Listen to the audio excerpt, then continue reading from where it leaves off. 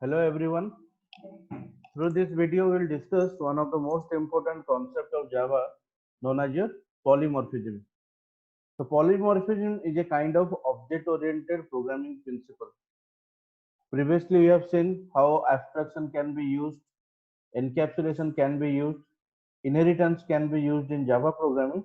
So next is polymorphism, how it can be used in Java programming. So basically polymorphism means it's a single action in different ways. Okay. So polymorphism is actually derived from two different Greek words. One is your poly, which means many, and morph means many forms. So many forms is known as a polymorphism. Okay. So in single line, if you'll say it is the ability of a work to be done in multiple forms. Okay. So for better understanding, let's consider your own example. Okay. So currently you are watching the video, so you are an independent human being.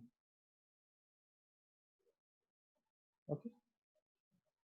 Now once you'll enter to my classroom, you will become a student. Once the class will be over, you will go near to your parents. You will be a daughter or son. Once you'll play with your friends, now you'll become a friend. You can be a sister or brother. Okay. So considering your example, you can see you are behaving differently at different instant of time. Okay. So this is known as your polymorphism. You are following the property of polymorphism because as a single object, you are behaving or playing the role of different persons, but at different instant of time. At a single instant of time, you can be either a friend, you can be either a human being, you can either be a sister, you can either be a student, or you can be a daughter. Okay. But if you'll see in brief, you're having the ability of work to be done in multiple forms. Okay. So this is the basic, if you'll say in real life, the example of polymorphism. Okay. So the same principle is being applied in Java programming. A single object, a single method, a single variable, which will work differently at different instant of time to achieve polymorphism. Okay. So in Java, we can achieve polymorphism in two different ways. One during the compilation time, one during the execution time. So first one, you can say this is compile time polymorphism, or this is known as static binding, or this is also known as early binding. Similarly, the runtime polymorphism is known as dynamic binding or late binding. Okay. So the best example for compile time polymorphism is method overloading, and the best example for runtime polymorphism is method overriding. So through this video, we'll see what is the difference between method overloading and method overriding. Okay. So let's write a simple example to see use of method overloading in Java.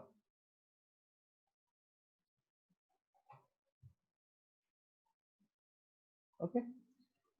So class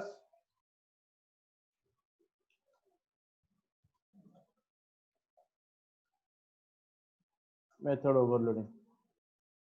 So here I am writing one method, suppose add, okay, which is responsible to add two integer variables.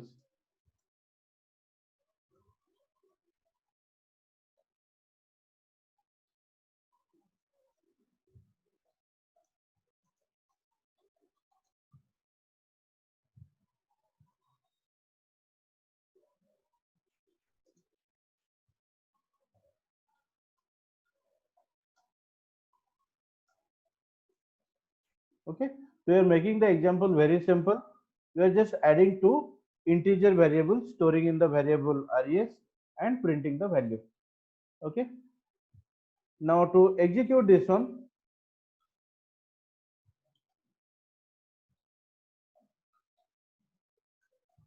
let's define the main method.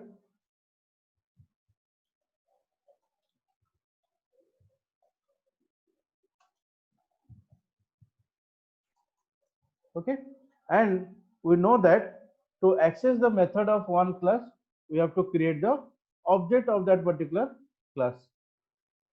So let's create the object. Okay, and then we will call the add method, but for that particular method you have to pass two values. Okay, unless and until we are passing the value, it cannot be executed. Okay, so let's save the file.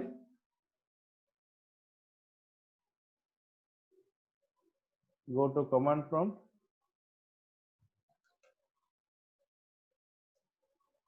Done. Okay, so this is very simple. We are not doing any miracle. Taking a simple example to add two numbers by using class and object. Okay, now in other programming languages, if you are defining multiple methods or multiple functions, you have to provide different name. Okay, but in Java, okay, you can keep the same name for multiple number of methods. Like suppose I am adding three integer variables. Okay, done. So that means this method and the first method both are different. Why? Because first add method is adding two integer variables, the second add method is adding three integer variables. So the objective of both the methods are different. Okay, so that means we should give some different names, otherwise it will show error. But in Java you are allowed to give same name to multiple number of methods, but all the methods should be different with respect to the number of arguments or type of arguments. Here both the methods are different because one method is accepting two integers, one method is operating on three integers. Okay, so while calling the method add, I have to pass three values. Then only the compiler can distinguish that to which method I will do the linking process. Okay, so let's analyze about this example. Now, whenever I am calling ob.add, obviously the linking will be done to the first method, and whenever I am calling add method with three arguments, the linking will be done to the second method. So that means this binding between function call, or you can say method call, to method definition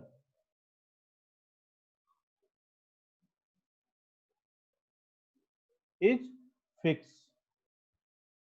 Clear? And fixed during which time? During compilation time.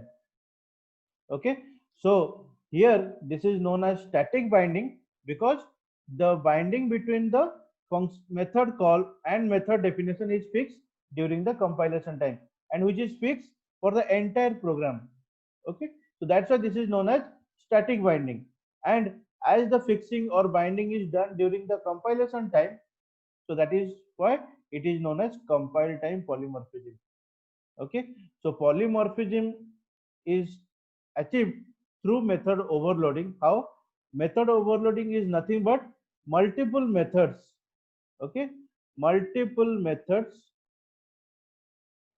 can be defined in a single class, but all the methods are different with respect to the number of arguments or the type of arguments. Here both the method adds are different with respect to number of arguments. Okay, and this is known as your method overloading. In simple term, method overloading means multiple methods with same name but different with respect to number of arguments or type of arguments. Okay, and during the calling by using the object during compilation time, the binding will be established between the method call and the method definition. Let's see. Compilation done. Now first method I am calling, we are getting the output of addition of two numbers. Now whenever I am calling the third one, I am getting the output of third one. Clear? Okay, so let's modify the program for different types of argument. Okay, I'm writing float here.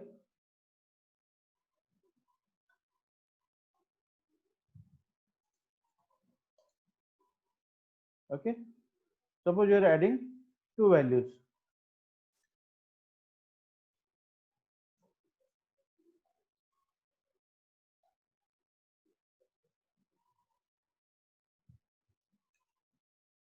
Okay, now while calling the method add, I'll pass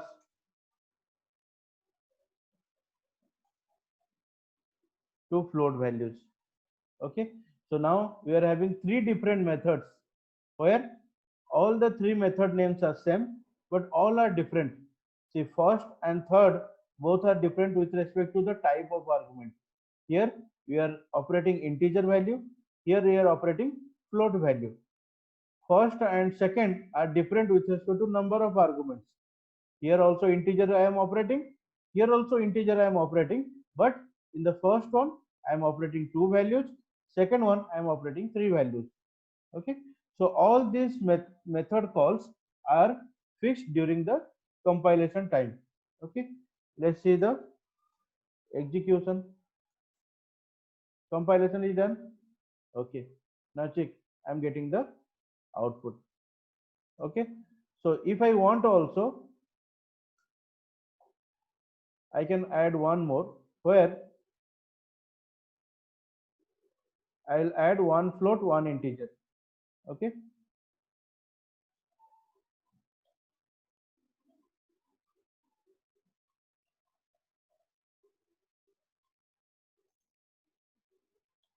okay, so you can see all these method calls are also different. That's why the linking process or binding process can be established during the compilation time. Okay,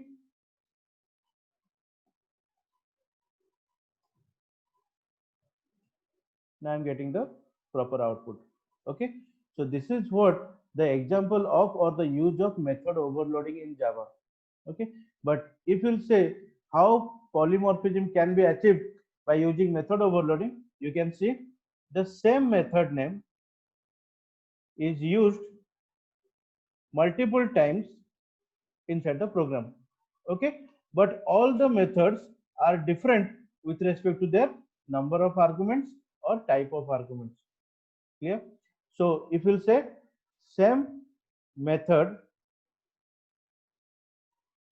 working differently.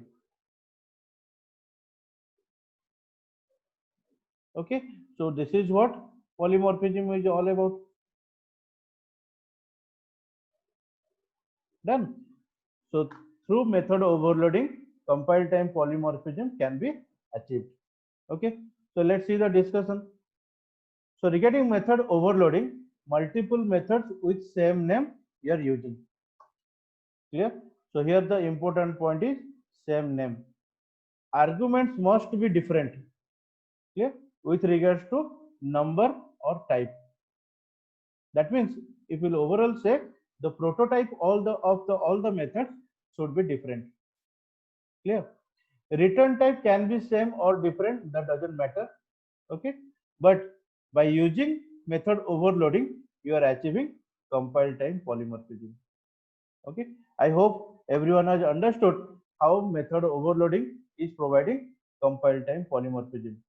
Okay, so you have to keep in your mind polymorphism means a same method, a same variable, a same object, single one, which will work differently at different instant of time, like you.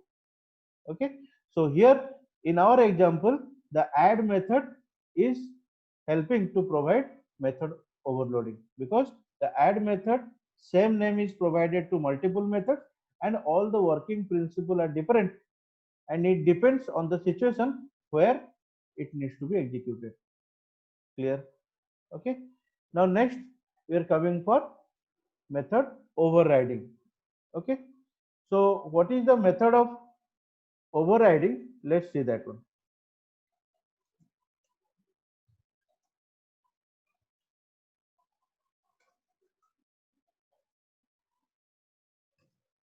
Okay,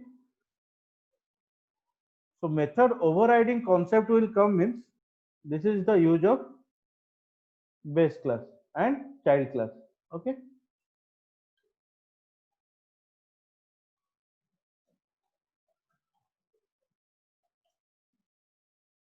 So suppose here I am having a method so.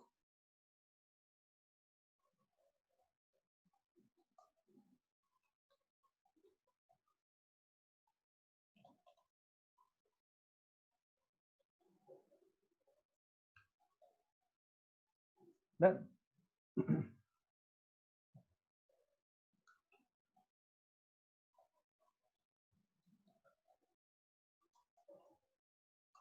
so this child class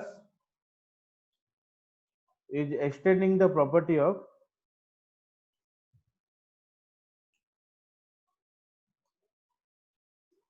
parent overriding class. Okay. Here also we are having a method whose name is same as the base class method. Okay.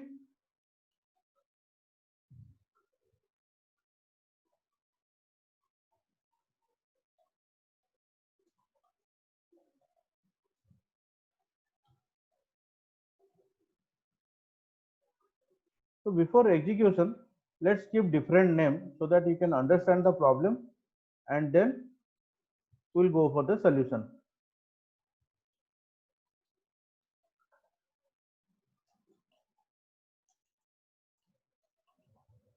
You are defining the main method here.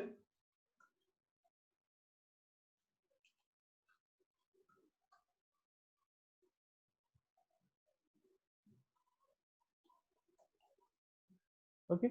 So according to the concept of inheritance, you have to create the object for child class because for the child class object, everything will be available. Okay. So if you have any doubt regarding inheritance, parent class, child class operation, you can refer to our previous video based on inheritance. Okay. So we are creating the object of child class. Now, whenever I am calling the show method, I am targeting to call the base class. Okay. Whenever I am calling the show one method, I am calling to derive class. Okay. Let's save the file. Go to the command prompt. Done compilation. Execute. Now, as per the concept of inheritance, we are getting the output of base class because everything is available to the child class object. So by using the object of child class, I am calling the base class show method, printing the value. Show one, the method of child class, I am also getting the output sequentially. Okay. But when we are providing the same name, whatever is available in the base class, the same name we are providing in the child class. Okay. So how to call it? Obviously, the same procedure will follow because so and so both are available to the child class.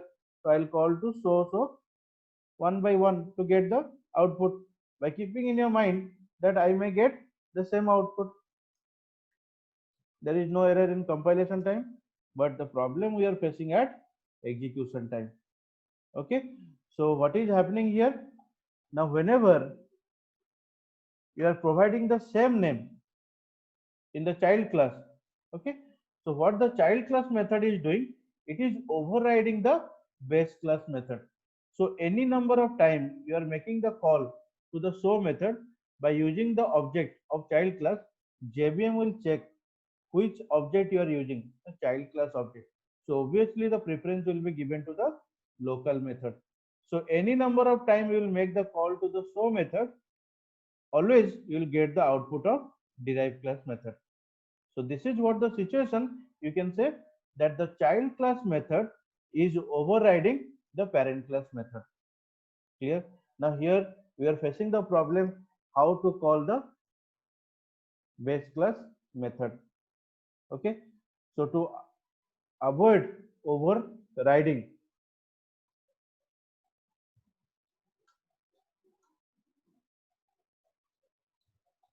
to avoid overriding of methods in inheritance, you have to use the concept of polymorphism. What you will do in polymorphism? Check.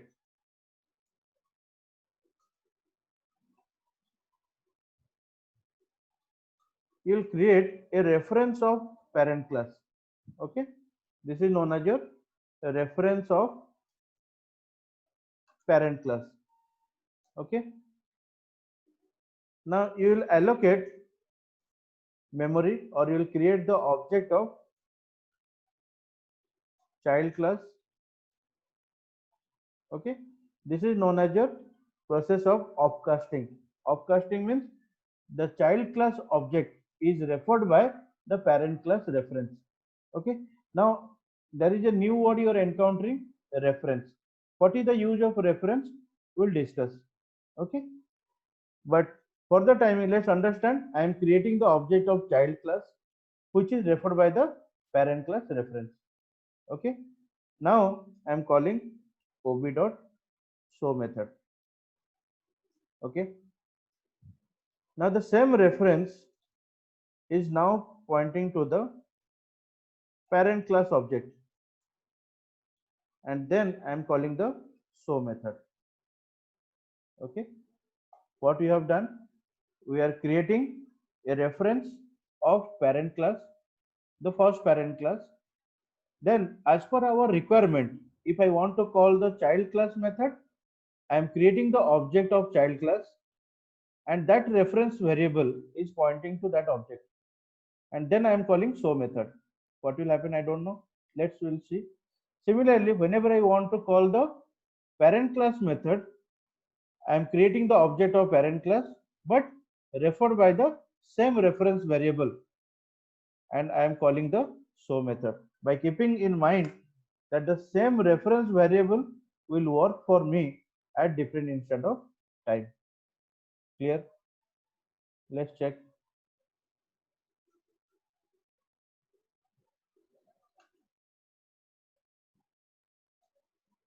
Compiled successfully.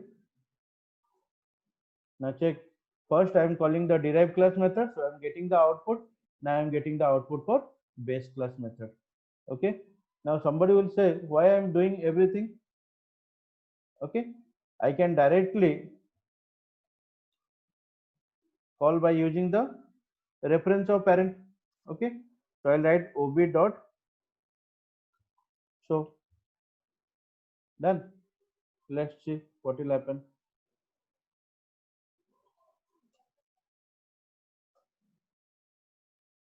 Variable ob might not have initialized. Okay, initialization is done when memory is allocated. Okay, now whenever you are creating the difference between object and reference, you will find, now for reference you are not allocating memory. Okay, for reference you are not allocating memory, no memory is allocated. So if no memory is allocated, then obviously these methods will not get memory inside the reference, so you cannot access directly by using the reference. Okay, but while creating the object, you are allocating memory. You are allocating memory means everything variable methods will get memory inside the object, and you can access everything. Okay, so reference is only used to point to the object. Okay, so it can do anything independently, it can only refer to another object. Okay, so to achieve runtime polymorphism, because we are facing the problem, why previous example, whenever you have seen the problem of method overriding, there during the execution time also JVM unable to decide which method actually the user wants to call. So always JVM will call to the child class method. Okay, so to achieve runtime polymorphism, you are using the concept of reference of parent class, or the concept of upcasting. Clear? So by using the parent class reference, we are allocating memory or you are creating the object of child class. So parent class reference is now pointing to the child class object. Okay, and then I am calling the show method. So obviously JVM will check. Now currently the reference is keeping the address of which object? The child class object. So then show method I have to call to the child class. Similarly, whenever I am creating the object of parent class, the reference variable is pointing to the object of parent class.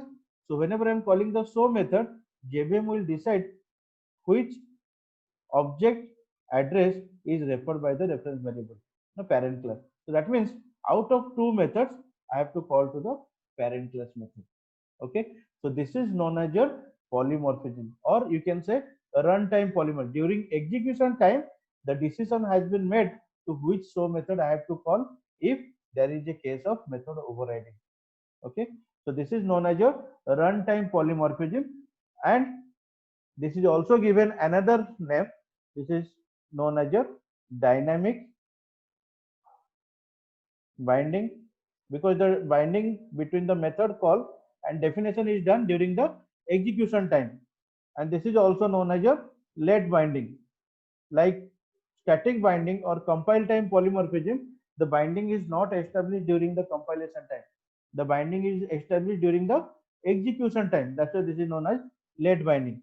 And in overall, the runtime polymorphism is given a different name, that is known as your dynamic method dispatch. Okay, so this concept of creating reference variable of parent class, then through upcasting or assigning the object of child class to the parent class reference, you are calling or you are differentiating the methods of parent class and child class, and which is known as your dynamic method dispatch. Okay, so this total concept is required whenever method overriding case will come. If the method names are different, all this concept is not required. This is required only when you want to provide the same name between parent and child. Clear? Okay, let's modify the same example for multi-level inheritance. Okay,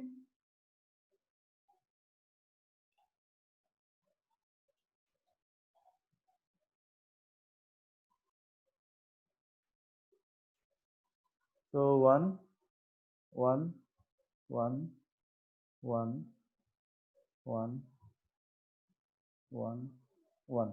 Okay, so we'll do one thing. We'll keep another class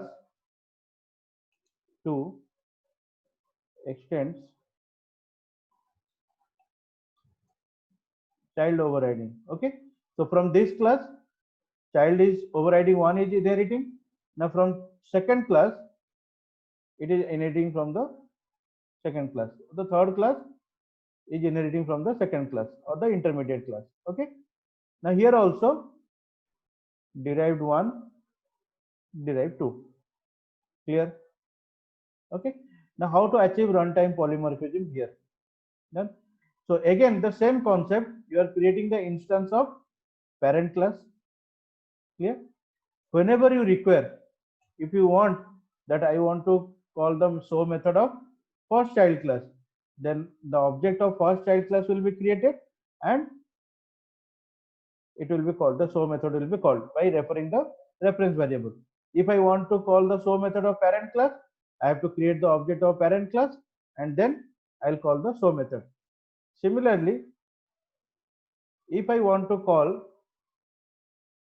the show method of last child class, I have to create the object of last child class, which will be referred by the reference variable OB, and I'll call the show method. So by using a single reference variable, I am operating all the methods. Clear?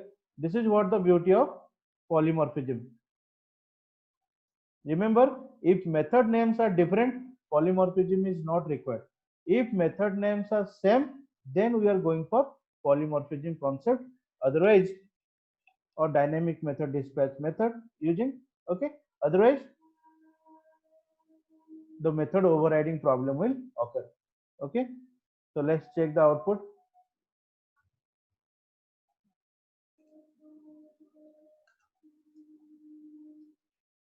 Done. See, I'm getting first I'm calling the derived class, then I'm calling the base class, then I'm calling the last child class. Okay. So through this way, you can have a clear idea how to achieve runtime polymorphism or dynamic method dispatch through a single reference variable. Okay. So by using a single reference variable, as you are operating everything, that's why this is coming under your runtime polymorphism. Okay. Now coming to this one, let's check the points. It is used to provide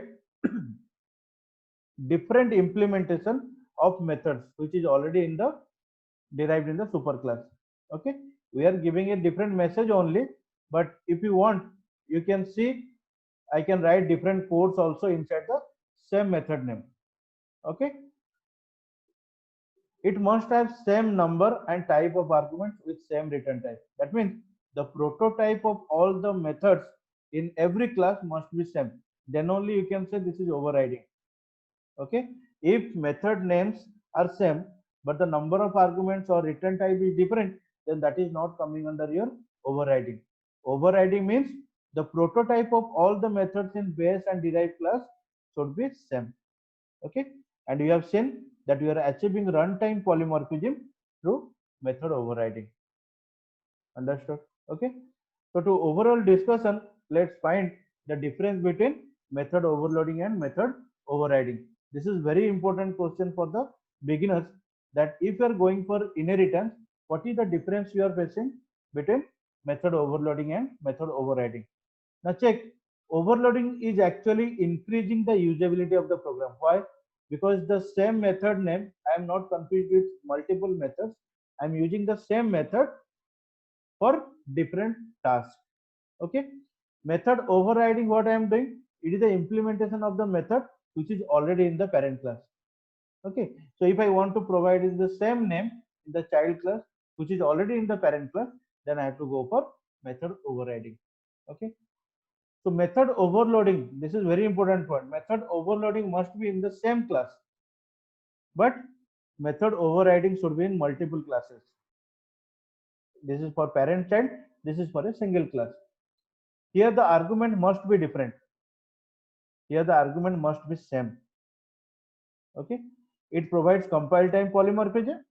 Obviously, it provides runtime polymorphism. Return type can be different in method overloading. That doesn't matter. But in method overriding, return type also along with the arguments must be same. That means in overall, the signature of all the methods in method overriding should be same. Okay. Here static methods can be overloaded, but for overriding, static methods are not allowed, because static methods doesn't belongs to any object. Static method belongs to the class. Okay. So in another class, you cannot override the method of another class. Okay. So static methods are not allowed in overriding. Okay. So through this video, you can find a clear idea. And if you are facing any problem while providing same variable name, same method name in between the parent class and child class, you can refer to the video of method overriding and you can resolve the problem. Same thing, if you are providing multiple methods with the same name in your program to achieve method overloading, then also this video will be helpful. Okay, so in overall, by using method overloading and method overriding, you are achieving polymorphism in Java. Okay, so thank you for watching this.